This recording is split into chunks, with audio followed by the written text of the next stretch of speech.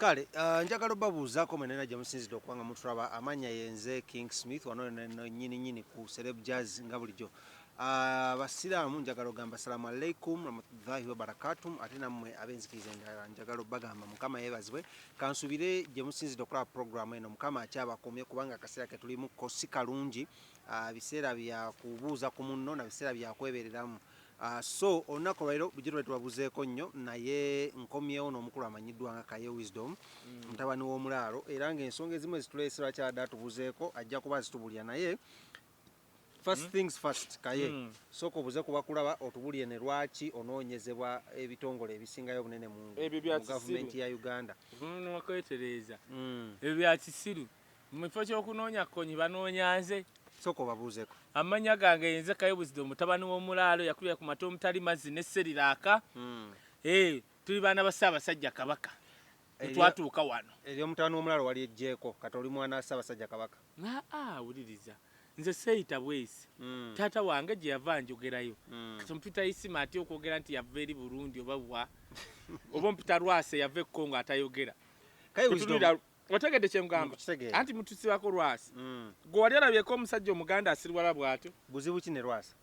Kutumulaba ngamba goyina obuzibu bwonna ne Lwasa. Omuntu yenna ajolonga omukazi aba musiru teri musajja muganda asobola kudda ku TV naga kale nga mulaba Nabatanzi oyo ate waanaagira ngenda kwongerayo akavidiyo akalala kubanga nkayina kati lyavudde kwasamira Nabatanzi lyatandise Dizaluzinda kati yabayitamu waba yabayitamu gwamanyi bakazi babeka abantu bebayiseemu singa obwo obunanka n'ebitundu by'ekyama byali byetimba ku bwongo mu fesi z'abantu wano singa abasajja abamu tebakyatambula naye nze nkubuulira Smith oyo Lwasa n'obwasamu bwe ojja ssanga nga Nabatanzi tamulagangako waafuka. Gwaba baana bagezi Nabatanzi oyo andabikira we yagenda mu Buliri ne Lwasa yazina siipolingi Maulana n'aliddira ekinankani kyane Nabatanzi n'ateeka mu bisambi bw'ati nerowooza liri mu Naba kati ndowooza lyabikawe lyakizuula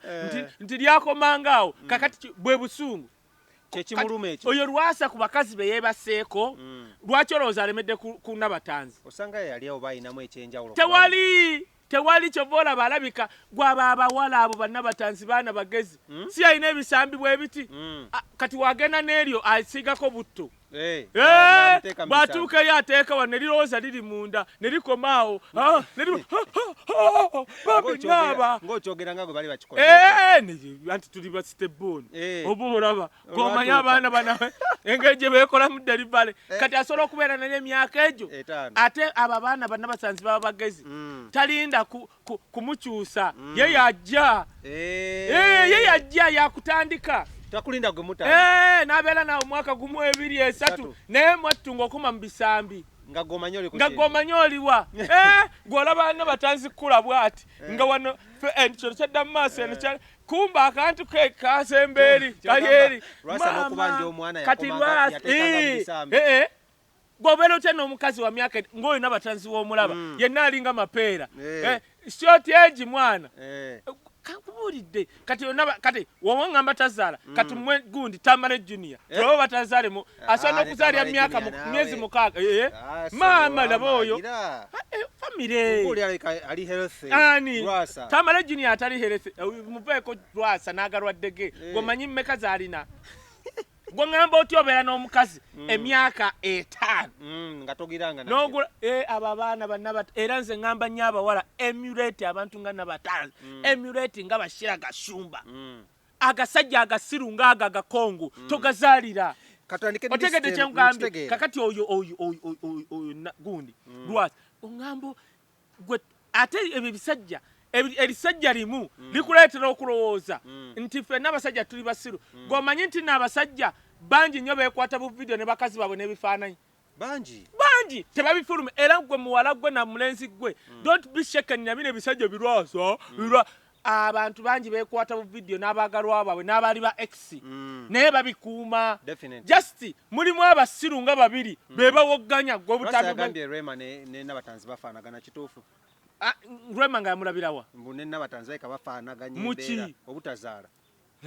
lwakwalwe matana ne mwana negwe eri essajja nze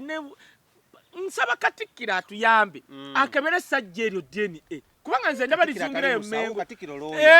batulageyo anti alagire tutandika okukebera oli Muganda tusooka kukebera DNA tusobola okubanga tudiringa n'erisajja nga lyava mu bizinga bye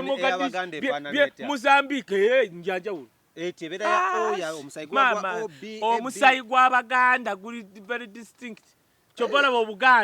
Obuganda si tribe tovayo nti ndi Muganda lwakwanga mmwe mwonoonye ennono za wano omuntu azaaliddwa mu Buganda akuliddwa mu Buganda is allegiances to the kingdom of Buganda kyobola Masaka gwomanyi 80% abantu b'e Masaka si bannayuganda nabono genda obakeberi balinaanye wali Congo gwe tunuli omutwe gwa Lwasa gusukka gundi mountain renzoli gwe mutunuli Abaganda anti ababwala ebyo olowooza sente yanereegako tingenda siba ono gwe ne mugamba nze Kaye Wisdom mutabani w'omulalo nereegaako nobo bukirabu wafuna tujja buyoola kuba tumanye engeri gye wabufunamu nze oyo mumanyi n'omwana gwe yasooka okuba ne first girlfriend we mumanyi nga natandise biteeka wano mujja kuddeekya Kaye girlfriend we n'omwana we ne gwe yamuzaalamu singa mukuba wano nsobola okukola gwe ne mmala nkuba wano sitole eyo omusajja kyogamba olina wino wa Lwasa gw'osirikidde kati ate wetandika ebyobugagga engeri gyebifunamu byagamba nti bugagga obugagga butandikira mu mpisa kyobola sente zamutomera butomezi discipline abagagga obalaba olaba abagagga basematimba tinewayagala omukozi akihandolinga mu ngeri mwe nawe mwogera sematimba yayagadde omukozi ali bwati yawandikidde kooti bebagagga abagagga diringa ne kooti nawa reason ze lwaki njagala okubeera n'omwana wange bebagagga basematimba kati nti sematimba newayagala omukozi akikwata diplomatically Lwasa akikwata talokale Lwasa akikwata nga wabigali kale bannange n'abatanzi yagaana okuwulira eri essajja tebaliwangako ankubuulidde yamulekamu ki ekisinga taliwangako lyazuula nti lyakomanga mu bisambi nkubuulidde genda okebere abo abaana abagezi banna batanzi abana ebisambi nga byeru abisiga oyiro ng'agenda mu buliri takulinda gwe kuyimuka oti ye yakwesooka nakuteeka mu bwate ebisambi aido nogira oti nogamamaze nomana nosansaba ate kati erya ddakiika mmeka ku mirondo gye balya waliwo lisiti eyafulumye nga tonajja okumanya oyo omusajja aibet nga tebamugirangako tosobola kuwasa mukazi mulungi ng'oyo omuwala gw'alina enju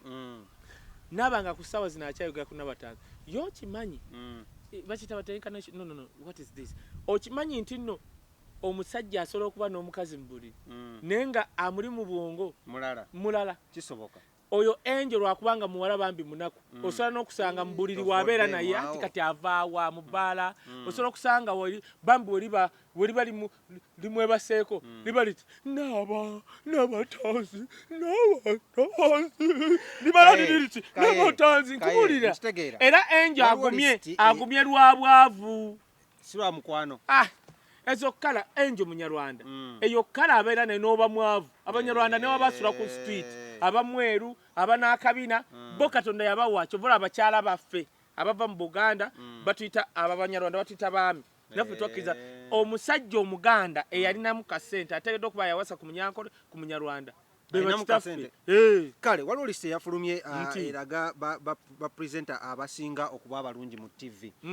n'okuwooma waliwo yagifulumiza njagala tugiyitemu nga yabagezaako bonna kyetwagala okumanya naye yasose kusinga kulira ku kigambo kya bulungi nakuwooma bantu 10 nyatubayisemuko ombuliro baggo balinako complex oba tobalinako nambe tutandike ku 10 tuve ku ogenda kuva etya tuve ku 10 tuve ku asooka oba tuve ku asooka olowooza otya ggwe tuve kyenna atunulanga nankani tuve ku asooka ayasoose bamuyita Precious Streaming akola ku Spark TV ekyalimbye lwaki nga yasooka muno yasinga obulungi mu ba TV presenter naye kati Smith oli muvubuka mulungi nnyo okujjako nga mukyalawo oba girlfriend otalaba ate otegeera kakati gwe oba olaba oyo ku bawala be tuyina olaba n'oli Caroline Maka naye bannaye ntya Katsi yeetikka Katsi omulaba nga ow'ekiro 7 naye yeetikka omuwala w'ekiro 8 abo abaana gwako kati Katsi alabika olaba obada n'oyo omuwala Caroline Maka mbuliri n'owaayo ekyapa kyo Katsi osobola okusanga nga byobusika byonna yabikwaso era nga buli mwana wa Katsi alina kujja wa Caroline Maka toba n'abo baana abo abaana abanyarwanda Katonda yabakola n'abawesitana Katonda alina kye yabawa ebitundu byabwe n'amala namba emu ogimumye ngejjawa namba 2 yataddeko Gabudiera ntaate naye akola ku Spark naye okirabika ayagala nnyo abasipaaka oba kyasinga anti nakyo anti kakati ate naitayita yatenda nyina okola ki okufumba oŋŋambe namemu ono omuwala namba 2 ntaate namba 3 omuwulira bamuyita Flavia Mawaji naye akola ku kakati at least oyo muwa namba emu Flavia Mawaji otunulira akaakaana kasobola n'okuba sama ate erabayo abo abaana ojja obalaba live omuwala asobola okuba sama shoti mu buliri oyo kakati obulungi busukka mu ndabika tojja leeta bulungi kati omwana n'ebintu ebirala tabikaka bijjabuzi kakati guuni ntante muwa namba kale bwe mba muwadde muwa 6 eyo ofananye Lawrence namba 4 olaba kati n'oyo alina entegeera entono akitegeera nti ntante muwa namba 6 yes nkubuulira gundi oyo Mawaji gw'ogamba ku Spark muwa namba 1 lwa nsonga omuwala atafoosinga bintu bye sigambye nti bali babi yes balungi naye waliwo ekyogerwa amazima ate oyo Mawaji simugambye lwa bweru nti obatunuulira n'enkola yaabwe kakati oli ani Precious Remy ne muwa namba 5 eyo gy'omutadde katuge Fifi Paka omumanyiye kakola ku Urban 7 paka 8 awo linako kava ku kava ku Wambuga akana kalungi we mbake mmanya akawala akawala kali ako namba ki namba 4 tolaba kati omuwala namba 2 Flavia Mawaji namba 1 anti kati labayo omuwala omutunuulira ante nkugamba nti ku mbeera ya Uganda etukuba akakaana nga balwasa tebannakawuuba nti kayimiriddeyo ku lwa ssente kyenkugambe ne Mawaji ku baana abo abaspark teriyo yali agambye nti omugaga wuuno yeetiba oyo Mawaji naye ate waliwo abo abali awo nga waliwo abagamba mbu anti kyenkugamba naye ali awo bwati Linda Deni namba 5 Linda Deni aluwa wa Beat NTV the Beat ekyo kati omuwala kati omuwala oyo ate nyina lwaki muwa namba 3 lwaki anti kakati omuwala oyo era namba 3 sojja mwogera bubi abantu bajja kutandika obubiraba byengenda okuba omuwala oyo naye era kituufu omuwala oyo muwa namba 3 lwa amannyo ge n'abeerawo namba 3 ate malungi mimwa gye mirungi amannyo ge gawaba kakati muwa namba 3 yes nti kati omulaba nti emimwa gye kati oyo mwana lwaki muwa namba 3 Mawaji ne muwa namba 1 nti media yampapinga nnyo n'abayimbi ne bampapinga omanye ekyo kyanjawulo ti Mawaji ayimirira wali olunaga okay kululwe ku muwala bamupima enkula ti si bunene kabina kanene weka kabina kanene twadese Catherine kusaasira naye kakati bamupima bode yenkanankana ne waba mumpi yenkana that is one tunjogera firi ne batunira face basooka maaso ntunula ye ne baddako mimwa kyobola nkugambye kyemmwesa namba 3 mimwaje namba 6 wataddeko Ruth Kalibala bwanika namba 6 kati Ruth Kalibala omulaba nze kunze koza ani namba 3 kunze actually Ruth Kalibala nsola nomuwa namba 3 olirinda ne muwa namba 4 lwaki Ruth Kalibala muwa namba 3 ne namba 2 nsolo gimukwanga Ruth Kalibala emyaka gyagenda mwaga mwatano Kalibala ina abaana ndaba abaana bazadde bamukutudde n'entalo ze zalwanye kakati bwaba ku myaka egyo naye agenda mwatano baana agenda nga mwana agenda mwana ali mwana kati kyonna kye kiri bw'aba oyo omukazi ku baana ze siri oba bamukutudde bamubiba naye katubale ku baana omukazi yenna ng'alina enzaalo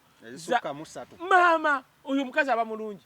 Ruth Kalibala sooka omutunuulire enkula ye n'abaana be yakazaala omutunuulire mu feesi ye tafoosinga ntunula ye tafoosinga mimwa tafoosinga mimwa bano abaana batulimba emimwa tafoosinga mannyo yoyo nti Ruth Kalibala newaaba n'olukanyanya olaba lugendera ku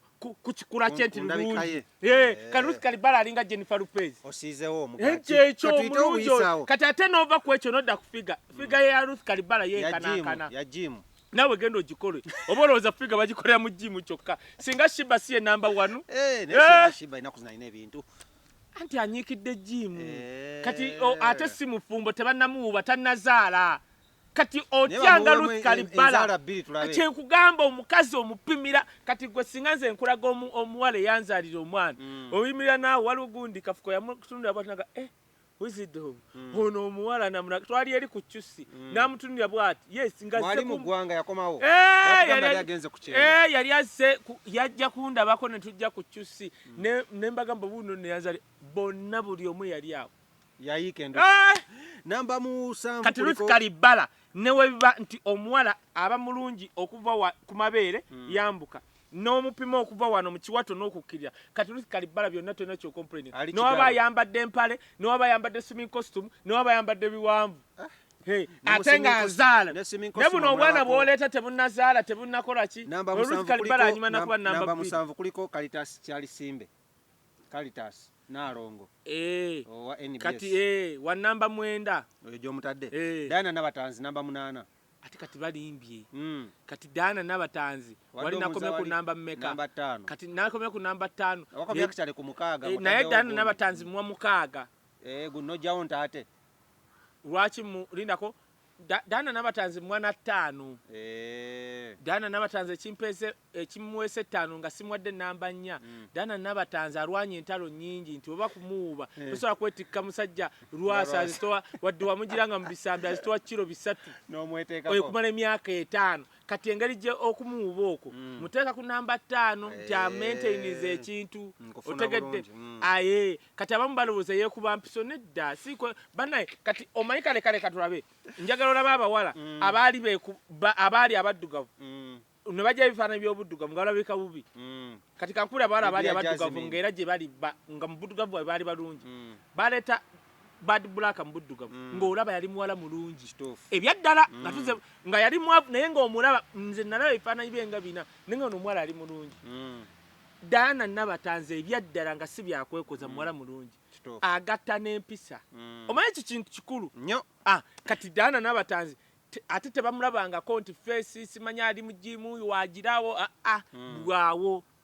Florence Nampijja ku namba 9 yaluwa yoira kyakyanche BBS Telefina Nampijja Florence aromatic films Nampijja kyabwe kya Nampijja si 10 10 obomu yabasembye kisobola kiri okay ono akola ne Jackstar waliwo oyo Tash biye talina ku list ate balimbye wamma si kyekyo talina ku list kati ono namba 10 kuliko Zahara Toto Florence Nampijja tomu comment nzeeko tumuleke ndowooza omutadde buteesi mu namba 10 mwenda n'ogimujja Zahara Toto era abere mu kya 10 lwaki kali beautiful kali brown kyekumi akisaana anti kati beautiful brown si bwe beauty abere mu kyekumi lwa nsonga lwaki ali ku list eyo nga nange nsolo mutaya ku list eyo oba 10 oba 9 whatever nti omuwala yazaala enzaala esukka 2 oyo muwa credit Zahara Toto ebyaddala beba Kalibala baani abo bakyali Zahara Toto ayina abaana 3 kwaka kati abawala abo abazaalako osolo watuukira okuzaala zabajjeemu mmeka sigambe nti Zahara Toto yajjamu embuto kyogezaako gamba nekye ŋŋamba weebuuza watuukira bw'ati okuzaala osobola okuba nga alina zajjeemu kakati omuwala yenna bw'azaala n'asigala nga Zahara Toto respect omuwa respect okufuna bulungi kati ekimuteesa mu namba ngaeyo 10 nti dati talina kamunensi yagundi eddalu lye eddalu eryo kati bano bamusinga ekyo omanyi banekamba buli omukazi ebintu biri beauty ne character bino tambulira wamu funa bulungi era baba badefininga nga balonda ba Miss World ekigendero okubuuza ebibuuzo banoonya understanding yo aichu kati omuwala wobanga ekyo kikyalemye obusanga obuzibu so kati bana abawala ekyo kyo bakisinga kuzaala toto naye ate respect jempa zaala toto kubaana abo baalina nti omulabo omusimba wali n'ogamba ya Tashibibu tugende mu bonus abawo bawande baddeyo nga baluwa abandi badde gundi ono akola ne Jack Stoyo Tashibi tosobola kuŋŋamba nti abuze ku gundi n'oleeta ntante osegedde ngamba omulala kakati kati win success simu tebamutaddeko ku list anti yagikoze mulalu kati tosobola kuŋŋamba nti kati win success tomutadde mu list eyo bw'oba togimutaddemu kati oteekemu baani ba precious rem kati win success kati kankubuulire lwaki muteeka mu list eyo first of all ali ku nakyo bali bonna 8 bakwatamu ne namba 10 wadde mweru buli wajja ku show olaba nti ayise mu saloon win success simwogerako lwaki banaye abalaba mulabe bamulabe ebifaananyi bwava mu buliri bwanaaba amaaso n'ateekako olugoye lwagolodde paka ku show ebyaddala kati bw'oyagala omanyi lwaki anti omukazi omulaba omukazi omulungi teyeetaaga kwogerera kati kankubulire gundi maama Janet mukyala mulungi byanyima mukyala mulungi otyanga omukazi ava eyo bwati nga teekubye kopagalo ng'alina nakyo oyo omukazi omutya kubanga otunulira kati byanyima bwatunuulidde bwato mu myaka gye gy'obuwala ate olwo wali yono omumbejja w'ettoolo amini gwe yakwata oyo mukazi ne mu bukadde bw'omulaba nti mukyala mulungi kati kankuweyo omulala basobola okugamba nti lwakuba mwogedde lwa Bobby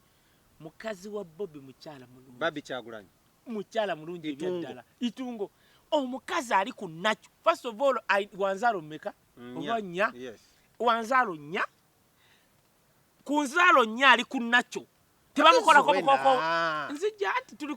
be bakolako ne batabakolako neziwona era mwali n'ensooso ono waliwo asooka tosobola kubanga weekolako n'okuba nakyo person olaba abasudani bagenda mu bamodeling kuba bali nakyo bamuleetanga nga muddugavu tebamukozeeko muwanvu nakyo oyo mukyala wa Bobi Wine naturally she's beautiful enviri za nakyo ali wali njukira nagambye obulungi aichu n'okwogera laba interviews yakola nga basibye ebbaawe very articulate kati leeta babba basita wanabala olebe banaagwa mu bikopo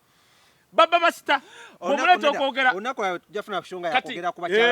no problem kati kiri ekyo nkireese babbabi kuleetera win success nti omuwala eyakavubuka bw'aba tanna nga yagana okukwata mu kizigo ng'omulaba nti ajja ku show nga yeesiize tip top ebizigo just kati win success anatali atomogedde win success kati anti kati naye ate lwakubanga era wajja ku set bamala ayita mu saloon nkugamba batayita mu saloon batateekako ziwiigi